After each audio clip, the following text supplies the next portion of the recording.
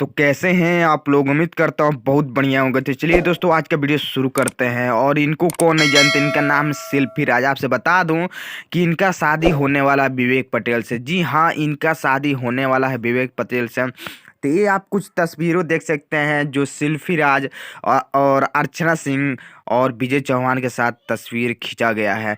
तो देखिए, इसमें ब्रेकिंग न्यूज आपसे बता दूं कि जो विजय चौहान है वो लगातार सेल्फी राज के पास फोन कर रहे हैं और कह रहे हैं कि तुम ये बहुत बड़ा एक गलती कर रही हो, क्योंकि जो वादा किया जाता है वो वादा निभाना चाहिए।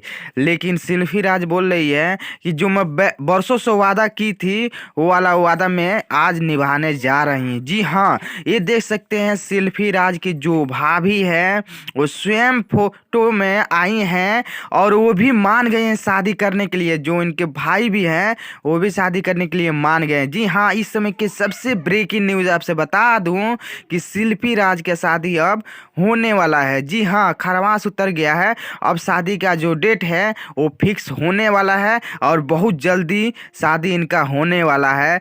जो लगातार तस्वीरों में आप देख सकते हैं, जो सेल्फी राज के खींचा गया तस्वीरों है, जो बहुत ज़्यादा मुस्कुरा रही हैं शादी की वजह से।